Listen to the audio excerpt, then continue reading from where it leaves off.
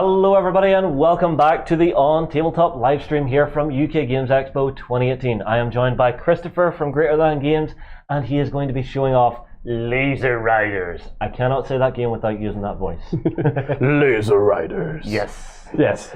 It is an incredibly light, fun, fast-paced game which is just 80s cheese just coming out the sides of the box, and it's so good. I mean, even the box itself is just VHS tapes, like... Well, the first time I saw it, yeah. I thought, why have we been given an old box of VHS tapes? Well, that's the thing, is we wanted it to even look like, our creative director, Jen, the graphic design of the box, it's got wear and tear, it's got a piece of tape holding the box together. If I bring it up here, look at the craft on this.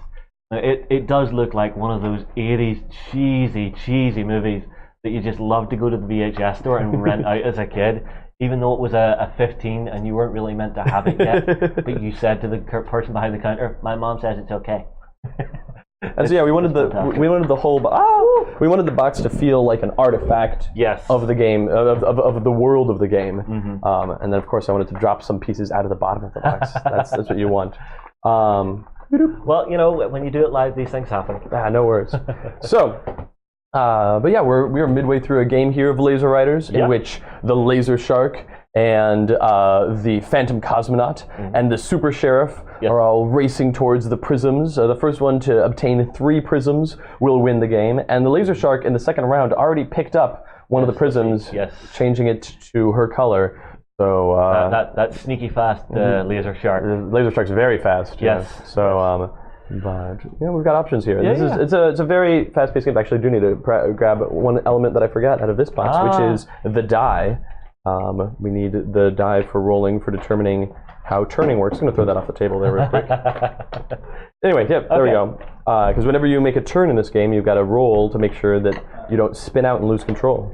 Yes. I tell you what, let's actually play through a very quick round. Sure thing. How it goes. That sounds good. I will take I'll let you take the Super Sheriff, because that way you can remind me how to play, because it's been a while since I've had this one out of the box. All right, cool. So, from where I am, so one thing you're not allowed to do is you're not allowed to measure. I can't be like, let me grab this piece and see if this works. No. Yeah. You'll be like, okay, so I've got these 2 prisms here. I don't know that either one's in range. So I'm going to go, I'm currently in 2nd gear. At the beginning of my turn, first thing I can go up and shift up to the 3rd gear if I wish. And look, I have done so. So I'm in 3rd gear now. And I don't think that either a hard turn or a soft turn is going to get me for either one. So I'm just going to go straight. If I made a turn, I'd have to roll and make sure that I had the control that I needed. Oh, man. So maybe we should have stayed in 2nd gear so that I could have made that turn in for the next one. I don't know, if you go down to the 2 next turns, I might be able to make it. If I make the harsh turn, I might be able to grab that. Yeah. But if not, I'm at least fighting with the Laser Shark over what they've got going on. And if not, I can go up to 4th gear and go for that farther one down there. Yeah. We'll see what happens. Well, I think I'm going to take a little bit of a risk here. Okay. I will play the Laser Shark. Okay. So I've got the player 2 token. Sure. And I will actually trade boxes with you. Yeah. So that makes sense. So that I can have some stuffs. There you go. So the Laser Shark is currently at speed 4, but I think what I'm going to do, I'm going to go down a gear to 3. Sure, makes sense. Just because I think it's a little bit dangerous to make a turn at that speed. Yeah. And I think I'm going to try and make a soft 3 turn into this. So I will be aiming go this way. Hey, first you got to roll for it. Oh yeah. Yeah. Don't spin out. Well. For 1? For 1. So actually, no. So you needed to roll your gear or higher. So if you had rolled a 3 or 4 or a 5, turn, no problem. Yeah, this is what I was thinking. 50-50, not bad. Right. If you rolled this side of the die, you would have just spun out. That's bad. But since you rolled under it, nothing bad happens. You just don't succeed to turn. Okay. You lay a straight piece. So I go straight forward. Yeah. So we are on the road to destruction here. Oh dear. I need to have a word with my mechanic. Oh man, that happens. Yeah, that little space fella with the greasy pants and the spanners. Well, space spanners didn't do his job. All right. So do you want to? Yeah, we'll go ahead and do the Phantom Cosmonaut turn. See if somebody can nab a thing here. I'm going to stay in 3rd gear, I think, and I'm going to do a soft 3rd back the other direction from the way it's already turned. Try to, because I think a straight's going to not quite nab it. Because so let's see, if we're looking at one of these prisms, this prism here, if I land on the prism like this, nope, didn't get it. Yeah, you get nudged out. Sides of the line I've got to get there, somewhere in this range here. Yeah. So if you're coming through, Yeah, you might just Yeah, miss out on it. I think a straight's not going to work for me. I'm gonna try the soft 3, because the hard 3 is definitely too much. Oh yeah, definitely. All right, so let's see if I can roll. There we go. Damn, There we go. And I place, and I'm just going to veer off just too much. It's so close. It's so close. But no. And so, in fact, because of that, this gets nudged out this way. Whoop, whoop, whoop, whoop, whoop. And it gets nudged 1 piece width away. Ooh.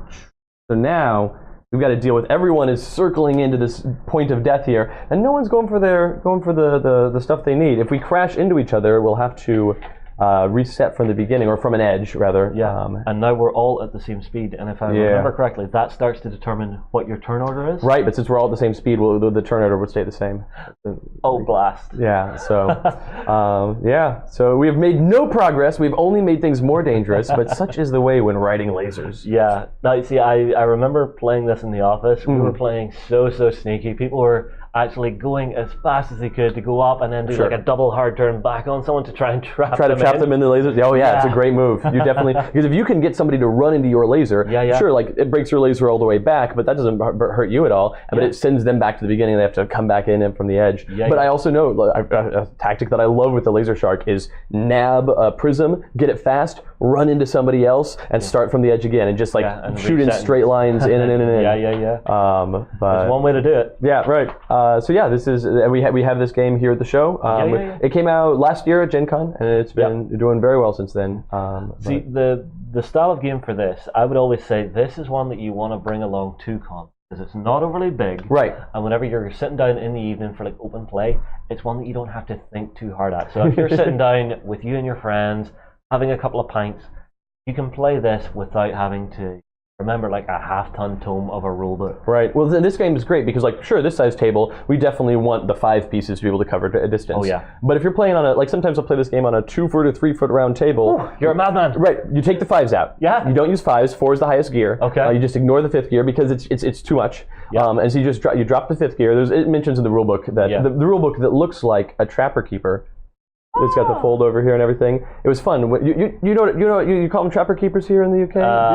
No. It's a type of binder that everybody in the 80s and 90s kept their stuff in, their folders at school. Oh, we just call them a ring binder. A ring binder. Okay, well, it's the ring binder, but it's got the flap on the front. Yeah. And it was everybody in school had these trapper keepers. You put your stickers on it. You personalized it for yourself. Yeah. And when the graphic designer who designed the rulebook was born in the 90s and did not know what a trapper keeper was, had never had any of these experiences, and so we had to explain them to her.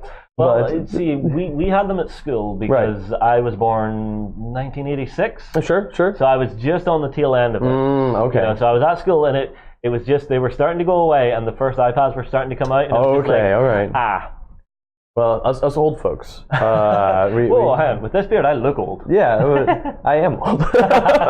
I have this beard so I don't look too young. That's my difficulty in life.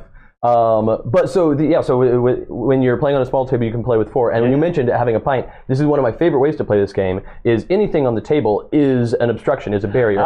If you run into the edge of the table, you explode and you have to start over. If you run into somebody else's laser, you explode and you start over. But we'll also, like, you know what? We'll have a couple of drinks and let's maybe put a couple of shots of whiskey out there. And if you run into one of those things, you explode, you start over, and you have to down that beverage. This just got dangerous. Especially if you're playing with me, because, Yeah? You gonna make good life choices?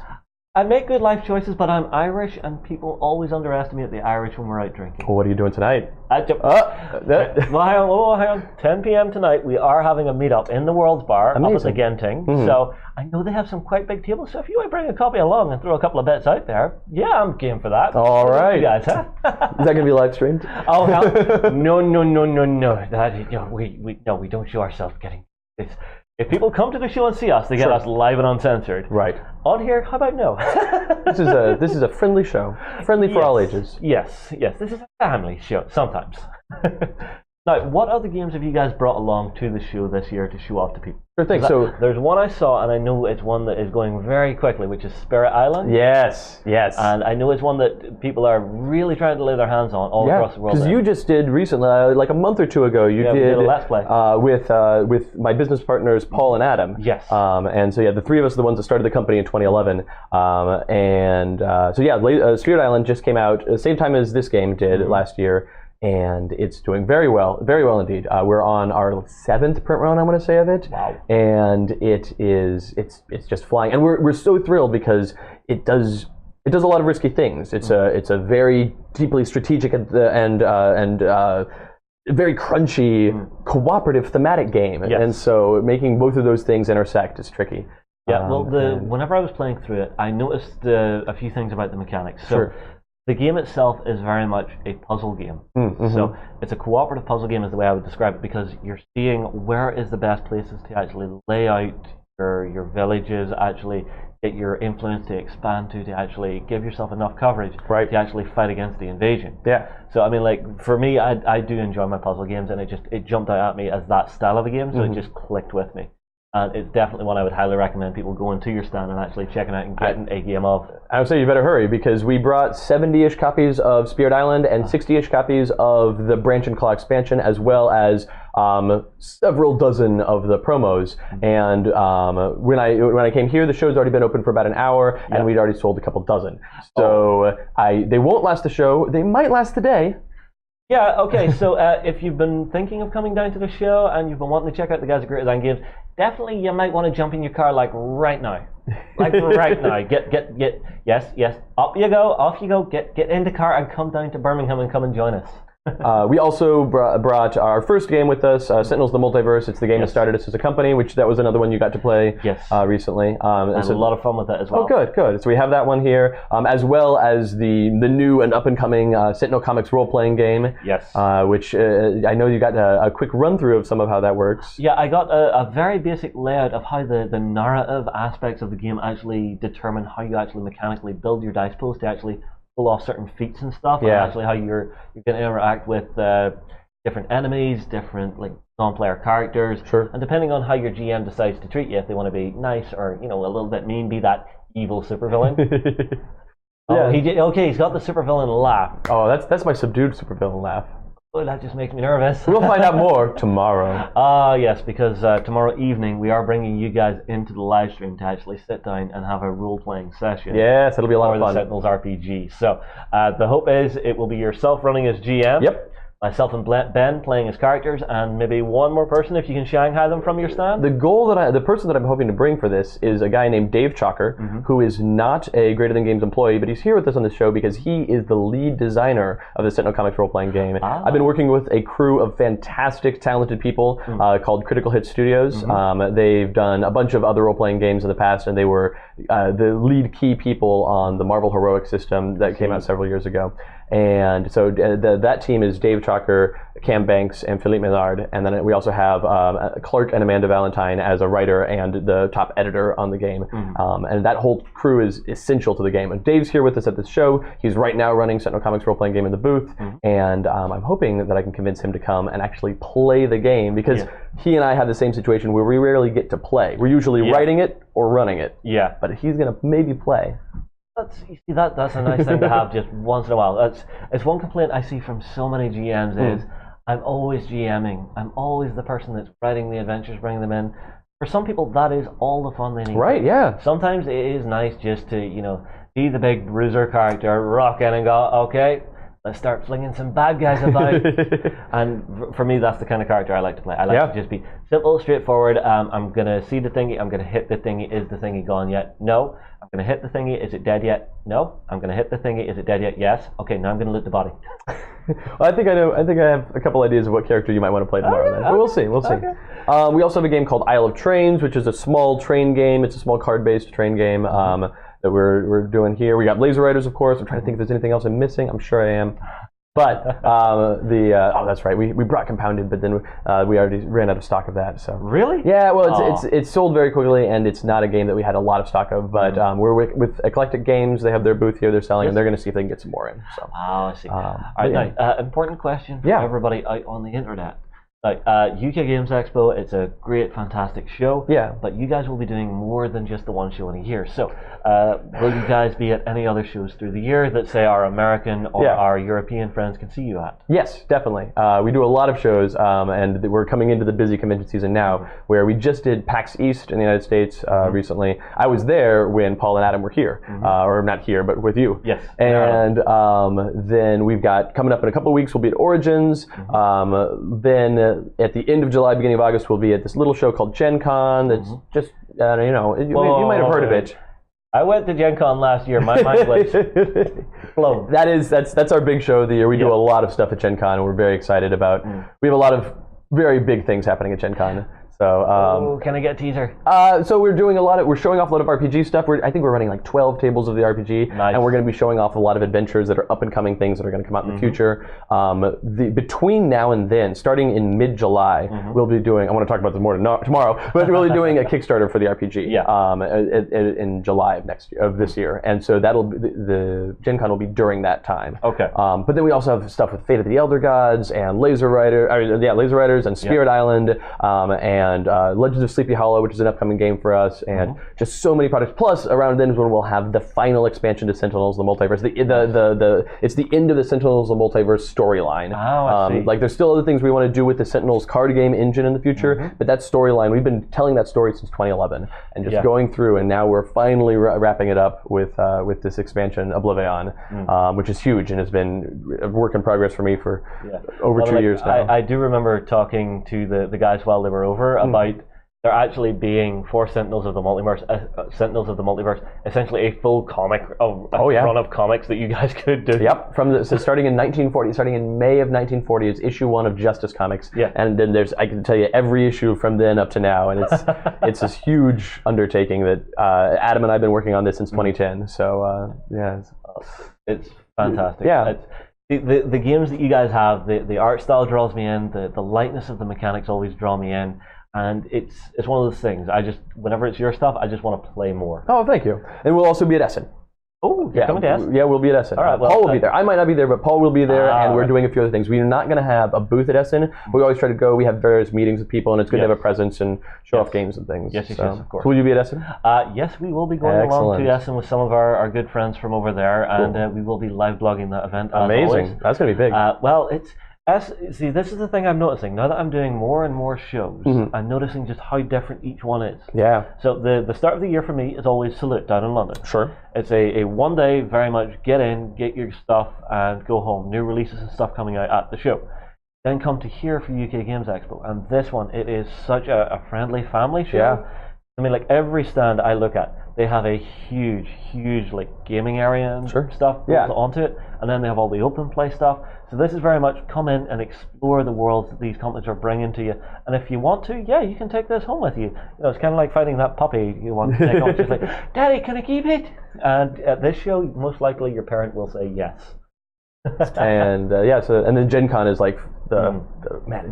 So when are you doing live streams of Gen Con? I'm not sure about live streams of Gen Con, but we should be live blogging from Gen Con this year. We're still trying to pin everything down to get that show sorted out, because it's one of the big ones, and trying to get people from Ireland to America to actually do that show. Woo-hoo-hoo! Don't even talk. You want to do one more round of Lazer Ryderz? Yeah, let's go. All right. Let's go. Okay, let's see how this catastrophe ends here. All right, well, you've still got the player one on the Sheriff. Yeah, where are you going to go here? I am real concerned about my ability to make this work, but I'm going to try it. What I'm going to try to do is nab this prism before crashing into you, because I'm going to crash into you. Yeah.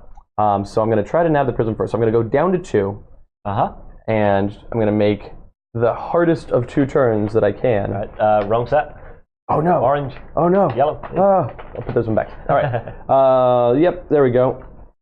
Yoink. No, that's a 1. I wish for a 1, but I can't go down. So I don't know. 2, you might There's make a it. chance. You might survive. There's a chance. Oh, can you make it? And I didn't roll a 1. 5? Yeah, and I didn't spin out. Oh, here we go. Oh, I'm just gonna put this. Oh, he's got it, but he's not hit it. No. No, I'm gonna cheat. No, without that. So unfortunately, now interestingly, I didn't hit you though. Yeah. I turned tight enough that this still gets bumped in, but I managed to survive the turn. So now I can just spiral into destruction. If you want. But there we go. I really thought that I was going to hit you there. Yeah. Okay, so I think for myself, the way I have to do this to not die here to this guy is I'm going to go to 2. Yeah. And then from there, try to pull I'm going to do a soft turn. Oh, a soft turn.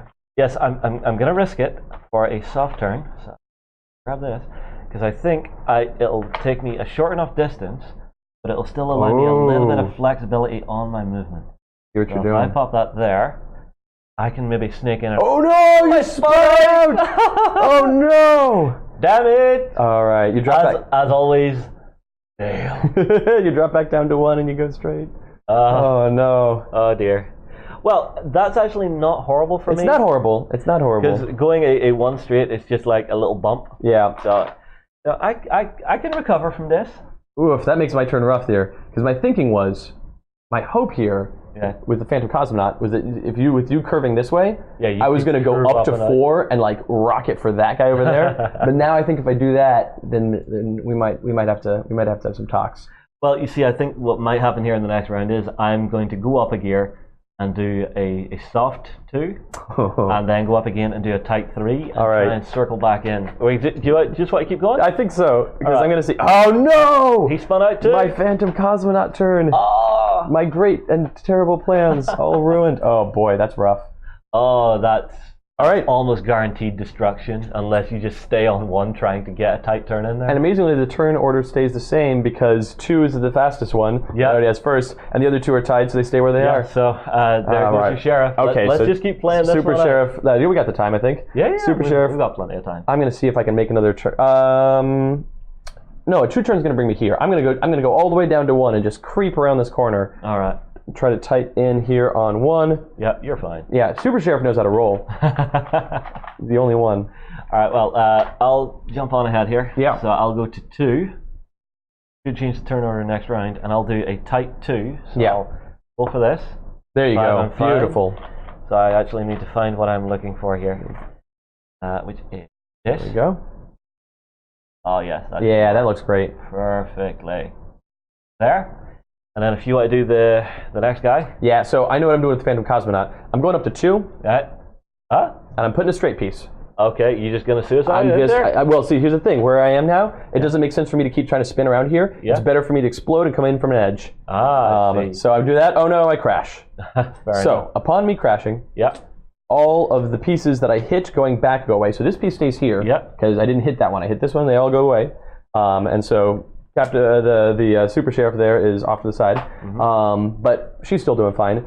As for the Phantom Cosmonaut, those pieces all go away. Yep. So here you go, sir. And at the start of the next round, which is now, so we determine first this first person gets to place, and when they place, they can place on any edge they can reach, but they have to close their eyes. So I'm looking at here's what I want to do. What I want to do is I want to start in gear 5. If there's more than one person, it's the same. It's at the start of the game, you all start by holding up a hand closing your eyes, holding up a hand with what gear you want to start in, and placing your piece on an edge. If you all hold up, if more than one person holds up the same gear number, you both spin out and go down to 1. And so, like frequently at the beginning of the game, everyone's like, "Oh yeah, we'll all go 5." Now you're all going 1, so you might want to vote. I'll go 4 and try to sneak it in there, but somebody else might do the same thing. You see, this is where I'm sneaking, and I go 3. Yeah, see, that's a good number, but now I know that. Oh no! But anyway, so I'm the only one that's doing this right now. So I'm going to close my eyes. I'm going to aim here in advance. Okay. I'm going to try to put it right here, but we'll see. And I'm going to try for 5. Like nobody's opposing me, so I get my 5. But I'm going to try to be right. I think it's there. How am I doing? Yeah, I think you got it. Oh, that's very generous of you. Okay, let's put it here. The other one we had a lot of fun was whenever you're actually placing these hexes, is that you're flipping them onto the table from away from the table. Yes. Which can leave for some very interesting placement. Yep. And so that's the thing is like when the Laser Shark picked up this prism, that prism changed to the Laser Shark's color, and then they took that one and flipped it back in. So I was hoping we'd hit one of those, and we might here. But anyway, so I'm placed here, and because I'm in 5th gear, because there was no one to oppose me. Then the Phantom Cosmonaut's going first, the Laser Shark's going second, and the Super Sheriff is going 3rd. Yes. Phantom Cosmonaut's just going to go ahead and place a 5. Yeah, I think I can see that. Yeah. It does it, but I haven't gone all the way through yet, so I've not yet scored it. I will score it next turn with any movement. I have to bisect it all the way through and a bit of the prism on both sides. So I will for sure score that piece. Yes. Next turn. Yes. It will then go to me. Yes. I will stay on 2. Yeah. And I will just continue with the type turn. Keep wheeling. I spin out, so I go for a straight 1. Yeah. At the bottom of that stack there. Yep. Got one. Now, there's a question. What happens whenever you run out of these? So you use the next size up. Or you can cannibalize them from earlier on in your laser if you're just totally out of pieces. Oh, that's completely put me off my Yeah, line. it has. Damn. Well, you could... Yeah. All right. So I need to do a 1 turn. So as long as I don't spin out... Yeah, you're fine. Now, it's not going to... Of course, you really shouldn't say that on camera. So long as I don't spin out. As long as I don't spin out, what could go wrong? Yeah.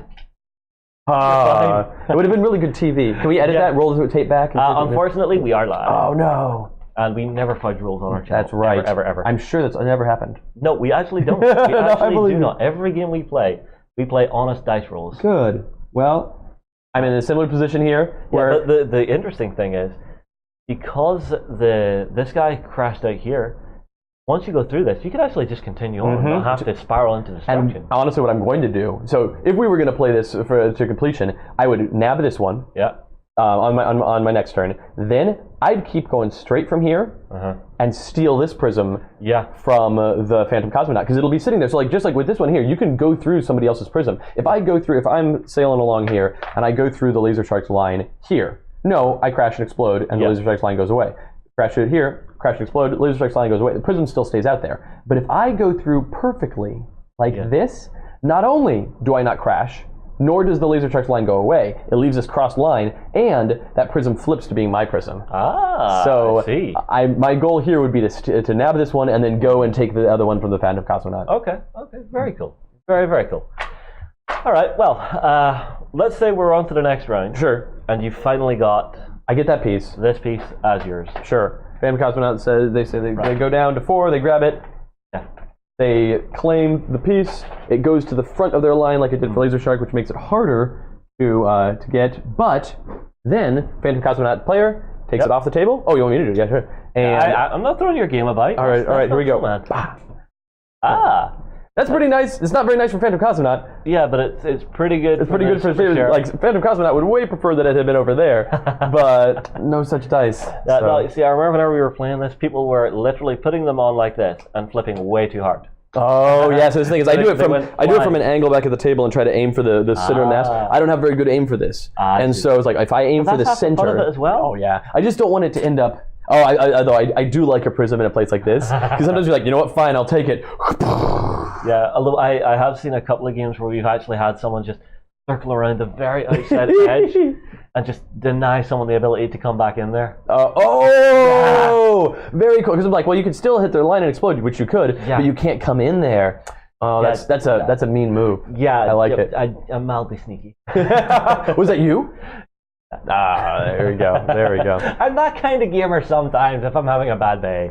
But anyway, so that's the Lazer Ryderz. Yep, and that has been a fantastic chat about what you guys are actually doing at the show this year and what shows you're going to be up to this year. All right, everybody, tell you what, we will be moving on here. Do not forget, we have the live blog running all weekend. We will have the live stream running all weekend. Coming up next is All Rolled Up. We will be back at 11:30 after the break.